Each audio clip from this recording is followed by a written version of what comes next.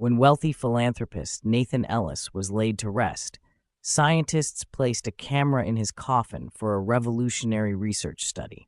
But just hours after his burial, the footage revealed something so shocking it left everyone screaming for answers. What did the camera uncover in the depth of the grave? Stay tuned as we unravel the shocking truth. Also, don't forget to comment where you're watching from. And if you love gripping stories like this, make sure to subscribe for more narratives. Let's begin the story. Nathan Ellis was a name that resonated with hope and prosperity in Charleston, South Carolina. From restoring forgotten parts of the city to funding life-changing scholarships, Nathan's life seemed destined to leave an indelible mark on the world. Yet, beneath the surface of his remarkable legacy, an unimaginable betrayal lay waiting to unravel everything he had worked for. Nathan was born into a life of privilege. His father, Richard Ellis, was a real estate magnate who had revitalized much of Charleston while collecting rare Civil War artifacts in secret. His mother, Dr. Cassandra Ellis, was a celebrated cardiothoracic surgeon whose skills saved lives and whose warmth touched everyone she met. Despite his affluent upbringing, Nathan grew up with a grounded perspective, instilled by Cassandra's unwavering belief that privilege carried an obligation. Never let the world forget where you came from, Cassandra often told Nathan during their evening walks along Charleston's historic Battery. We're just caretakers of what we have, and caretakers serve. Cassandra's words became the foundation of Nathan's character. While other children at his private school flaunted their wealth, Nathan was volunteering at shelters or tutoring children from less fortunate neighborhoods. By the time he turned 16, Nathan had already organized his first charity fundraiser, a drive to collect books for underserved schools in South Carolina. Life seemed perfect for Nathan until a shadow loomed over the Ellis household. Cassandra was diagnosed with late-stage ovarian cancer. For 3 agonizing years, the family fought against the disease. Every time Nathan walked into her hospital room, he forced a smile, hiding the ache in his heart. "I'm not leaving you empty-handed," Cassandra told him one night, her voice barely a whisper as she held his hand. "Everything I've taught you is already in here." She placed her hand on his chest, her weak fingers trembling. "Promise me you'll use it wisely." At 18, Nathan stood beside his father at Cassandra's graveside, the weight of her loss settling over him like an unbearable fog. Richard Ellis, usually stoic and unshakable, gripped his son's shoulder tightly, as if Nathan's presence was the only thing keeping him upright. In the days that followed, they found solace in their grief by honoring Cassandra's memory. Together, they funded medical programs for cancer research and expanded local health initiatives. Despite the tragedy, their shared loss forged a bond between father and son that seemed unbreakable. 3 years later, Richard dropped a bombshell at dinner. "Nathan," he said with an unfamiliar hesitation in his voice, "I've met someone. Her name is Margaret." Margaret was poised, intelligent, and undeniably charming, but Nathan couldn't shake his initial wariness. It felt too soon to see his father move on. Cassandra's presence was still a vivid memory in the Ellis household.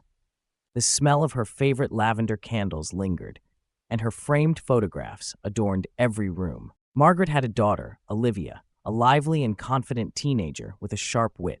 Unlike her mother's calculated charm, Olivia's warmth felt genuine. Though Nathan maintained a polite distance, Olivia bridged the gap effortlessly. She peppered him with questions about his real estate work, his hobbies, and even his favorite Charleston restaurants. "Do you always keep people at arm's length, or am I special?" Olivia teased him one evening as they cleaned up after dinner. Nathan cracked a smile. "I don't know if you're special yet. You might be persistent, though." Over time, Nathan's walls began to crumble. Margaret and Olivia became a steady presence in his life, filling the void Cassandra had left. When Richard and Margaret married, Nathan offered his blessing. For the first time in years, their home felt alive again. Nathan channeled his grief and renewed sense of family into his work. Under Richard's guidance, he took over the family's real estate empire, revitalizing Charleston's forgotten neighborhoods. His knack for blending business with community service set him apart, and his projects transformed entire areas into thriving cultural and economic hubs. Nathan also embraced his father's passion for history. The Ellis estate housed an impressive collection of Civil War artifacts, though few knew about it.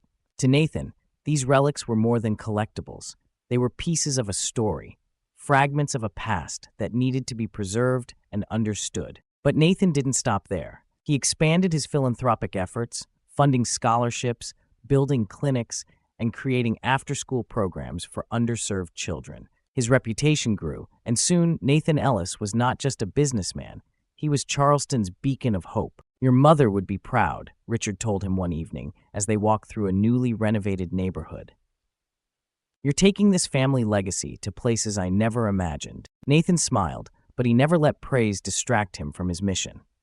He worked tirelessly, always pushing forward, but life, as it often does, had a way of testing even the most determined souls. One crisp winter morning, Richard Ellis sat in his study, poring over blueprints for an upcoming project. Nathan brought him coffee, teasing, "You need to slow down, old man." Richard smiled, but suddenly winced, clutching his chest. The mug fell to the floor, shattering. "Dad?" Nathan's voice wavered with panic. "What's wrong?" "I don't feel right," Richard gasped, his breathing labored.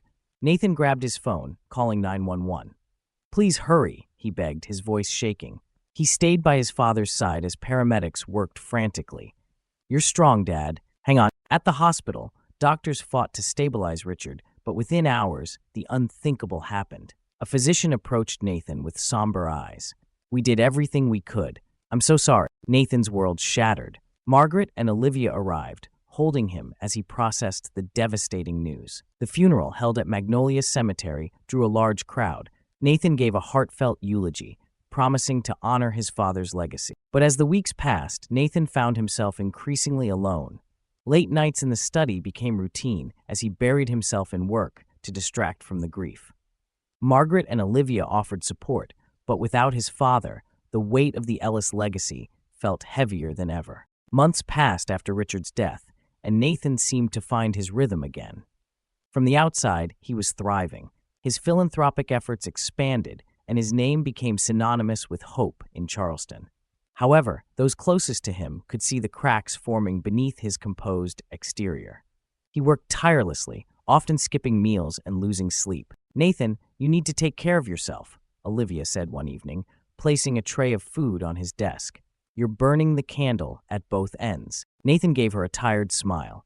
"There's too much to do, Olivia. Dad left a lot of unfinished business, and I need to see it through." "You can't carry everything alone," she said softly, placing a hand on his shoulder.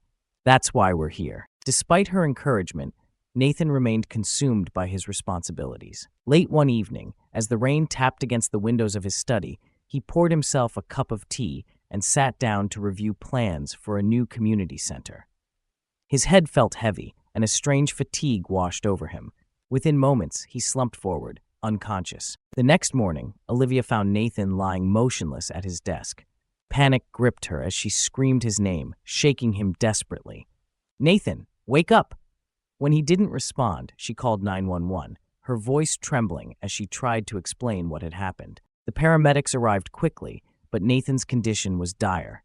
They rushed him to the hospital, where doctors worked to revive him. Margaret arrived shortly after, her face pale and drawn. Olivia clung to her mother, her tears falling freely. The doctors emerged after what felt like hours. "We're sorry," one of them said gently. "He didn't make it." Olivia collapsed into Margaret's arms, sobbing uncontrollably. "How? He was fine yesterday," she cried. "It's unclear," the doctor replied. "We recommend an autopsy to determine the cause of death." Olivia froze at the suggestion. Her mind raced as she remembered the events of the previous night. The tea she had prepared for Nathan, the extra dose of sleeping pills meant only to knock him out for a few hours, had worked too well.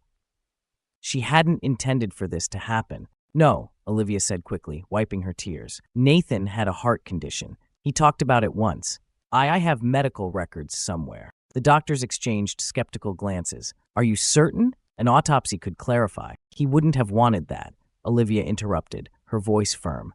"He was very clear about preserving his body. Please respect his wishes." Reluctantly, the hospital released Nathan's body, and plans for his funeral began. The Ellis family's wealth and influence ensured a swift and somber ceremony. Nathan's funeral was held the following evening at Magnolia Cemetery. a historic site that Nathan had helped restore. Hundreds of mourners gathered to pay their respects, from city officials to the children who had benefited from his scholarships. As the coffin was lowered into the ground, the crowd stood in respectful silence, their faces etched with grief. Margaret delivered a tearful eulogy, while Olivia's words painted a glowing picture of Nathan's selflessness and dedication. But beneath her composed exterior, Olivia was racked with guilt and driven by greed. She had reached out to researchers at the Medical University of South Carolina, MUSC, earlier that day, offering Nathan's body for their groundbreaking study on postmortem processes. "It's what Nathan would have wanted," she told the researchers, her voice shaking with feigned sincerity.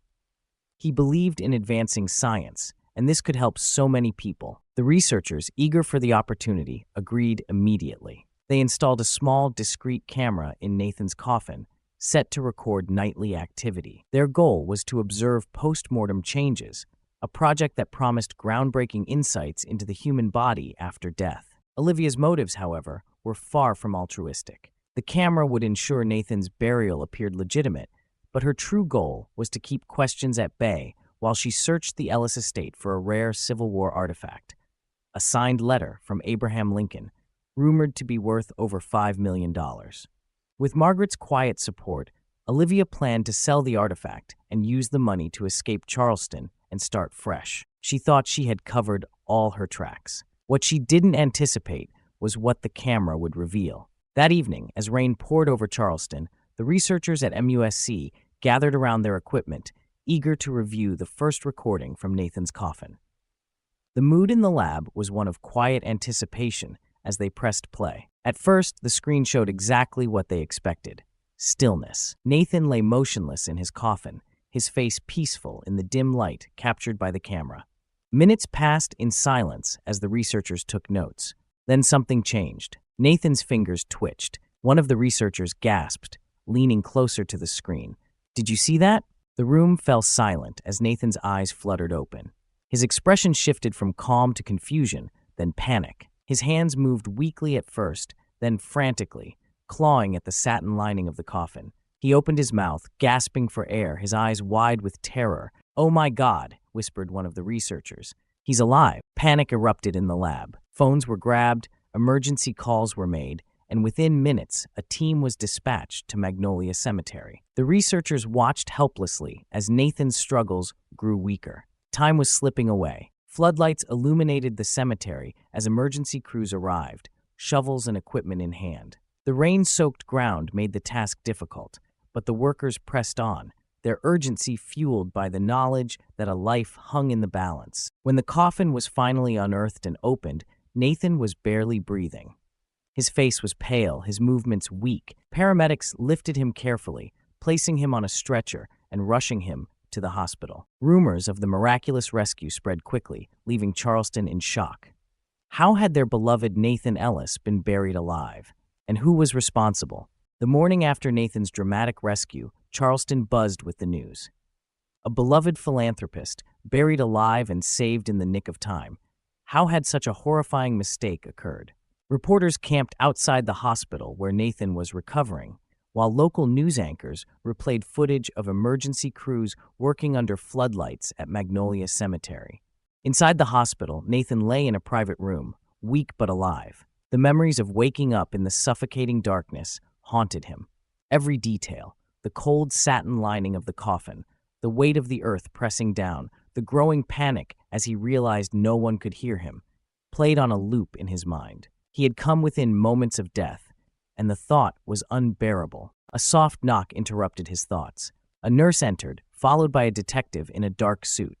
"Mr. Ellis," the detective began, his voice steady but serious, "we need to ask you a few questions about how this happened." Nathan nodded weakly, his throat dry. "I don't remember much," he admitted, his voice hoarse. "I had tea before bed. I was tired, and then everything went black." The detective took notes, his brow furrowed. "Did anything seem unusual? Anything out of place before you lost consciousness?" Nathan shook his head. "No, but why wasn't I dead? How could they think I was gone?" The detective hesitated. "That's what we're trying to figure out. The medical records presented at the hospital claimed you had a pre-existing heart condition, which was used to argue against an autopsy. But preliminary tests show no sign of such a condition. Nathan's eyes narrowed. Medical records? Who presented them? Your sister, Olivia. That afternoon, Olivia arrived at the hospital, her face pale and drawn. She walked into Nathan's room cautiously, clutching a bouquet of flowers. Nathan, she said softly, her voice trembling, I'm so glad you're okay. I was terrified. Nathan's eyes met hers, and for the first time, he didn't see the warm, lively person he had trusted. He saw someone hiding something.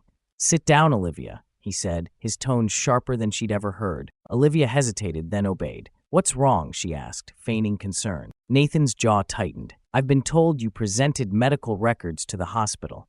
Records claiming I had a heart condition. Is that true? Olivia's face froze for a moment before she forced a nervous smile. I thought I was doing the right thing. You'd mentioned heart trouble once, and I didn't want them to, perform an autopsy.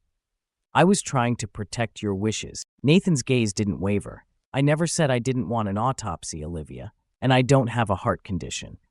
So tell me the truth. Why did you do it? Her hands trembled as she clutched the edge of the chair.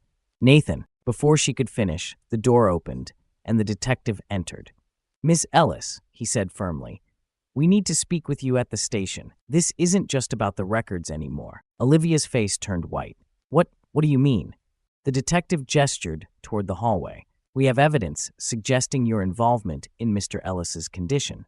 Please come with us. At the police station, Olivia sat in a sterile interrogation room, her hands clasped tightly on the table. Across from her, the detective placed a folder containing photographs of the tea set from Nathan's study and chemical reports confirming the presence of high doses of sedatives.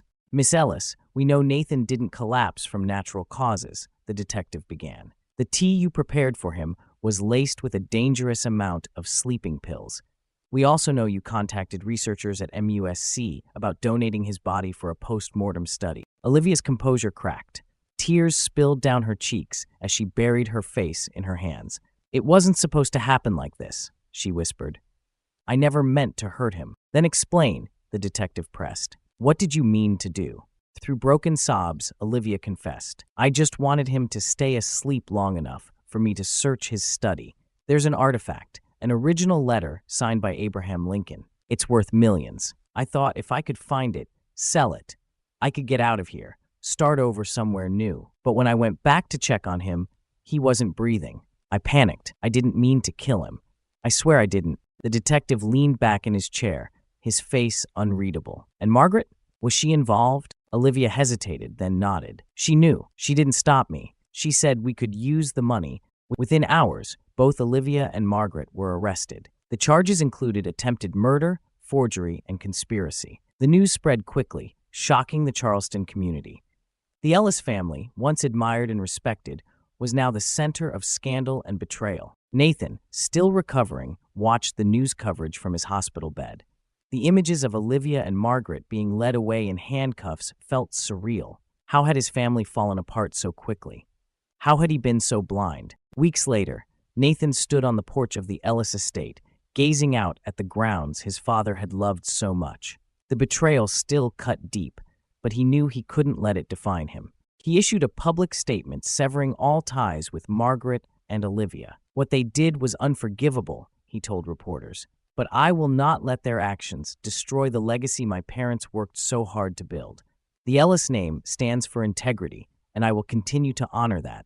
Nathan established the Ellis Foundation, focusing on education, healthcare, and historical preservation. The first project under the foundation's name was a scholarship program for students pursuing careers in community service, a fitting tribute to the values his parents had instilled in him. The betrayal of Olivia and Margaret sent shockwaves through Charleston. News outlets dissected every detail of the case, from Olivia's confession to Margaret's quiet complicity. To the community, it was unthinkable that those closest to Nathan Ellis, a man celebrated for his kindness and generosity, could plot against him so ruthlessly. Nathan's recovery at the hospital was slow but steady. While the physical wounds healed, the emotional scars ran deep. He spent countless sleepless nights replaying the events in his mind. How had he missed the signs? How had Olivia, a person he had trusted as family, been capable of such deceit? One evening, as Nathan sat on the hospital bed, staring at the rain outside, a nurse entered with a letter. "This arrived for you, Mr. Ellis," she said, placing the envelope on the bedside table. Nathan hesitated before opening it. Inside was a single sheet of paper, Olivia's handwriting unmistakable. The letter read, "Nathan, I know you'll never forgive me, and I don't deserve it. I let greed blind me, and I betrayed someone who only ever treated me with kindness. Please know I never intended to hurt you. I don't expect redemption, but I needed you to know how deeply I regret everything. I hope one day you'll find peace, even if I never will. Olivia." Nathan crumpled the letter in his hand. He felt a surge of anger, but it was quickly followed by an overwhelming sadness. Olivia's words rang hollow. Regret wouldn't erase what she had done. It wouldn't erase the moment he woke up in that coffin, gasping for air, believing his life was over. When Nathan was finally discharged from the hospital, he returned to the Ellis estate, a place that now felt alien. The once comforting walls now seemed to echo with the memories of betrayal. Margaret and Olivia were gone, but their absence brought little solace. The emptiness of the house weighed heavily on him. Determined not to let their actions define his future, Nathan threw himself into his work. He spent hours in his father's old study, poring over plans for the newly established Ellis Foundation. The first initiative was a scholarship fund in his mother's name, providing full tuition to students pursuing careers in medicine and community service. The second project was deeply personal, a historic preservation grant named after his father. It would focus on protecting Charleston's landmarks, ensuring the city's rich history was preserved for future generations. News of Nathan's resilience inspired the community. Donations poured into the Ellis Foundation from individuals and businesses alike. Local leaders publicly praised Nathan's commitment to his parents' legacy, with one city council member declaring, "Nathan Ellis has shown us the true meaning of grace under pressure. He's a symbol of hope for Charleston." At a press conference for the foundation's launch, Nathan addressed the crowd with a steady voice. "What happened to me was devastating, but it has only strengthened my resolve. My parents taught me that adversity is not an end, it's an opportunity to rebuild." The Ellis Foundation will continue their work, ensuring every person in Charleston has the opportunity to thrive. The audience erupted in applause, many moved to tears by Nathan's unwavering dedication. For the first time since his ordeal, Nathan felt a flicker of hope. His parents' legacy would endure, not in spite of what had happened, but because of the strength he had found to rise above it. Months later, Nathan visited Magnolia Cemetery alone. He stood before his father's grave, the cool autumn breeze rustling the leaves around him. The memories of that night, the suffocating darkness, the hopelessness, tried to claw their way back into his mind, but he pushed them aside. "I made it, Dad," he said quietly, his voice steady. "I'm still here, and I'll keep this family's legacy alive, no matter what." He placed a single white rose on the grave and turned to leave. As he walked away, a sense of peace settled over him. The shadows of betrayal still lingered, but they no longer defined him. Nathan Ellis's story became a powerful cautionary tale about trust and resilience. The betrayal of those closest to him had shaken his world, but it also revealed his true strength. The Ellis Foundation flourished, touching countless lives and ensuring that the legacy of Richard and Cassandra Ellis endured for generations. As Nathan stood at the ribbon-cutting ceremony for the Foundation's first community center, he looked out at the crowd, children laughing, families smiling, and community leaders shaking hands. For the first time in years, Nathan felt whole. "Legacy isn't about what we leave behind," Nathan said in his closing speech. "It's about what we build while we're here. And together, we've built something that will last." If you were in Nathan's position, how would you respond? Would you forgive someone who betrayed you so profoundly, or would you stand firm and seek justice like Nathan did? Share your thoughts in the comments below. We'd love to hear what you think. Thank you for watching, and we'll see you in the next story.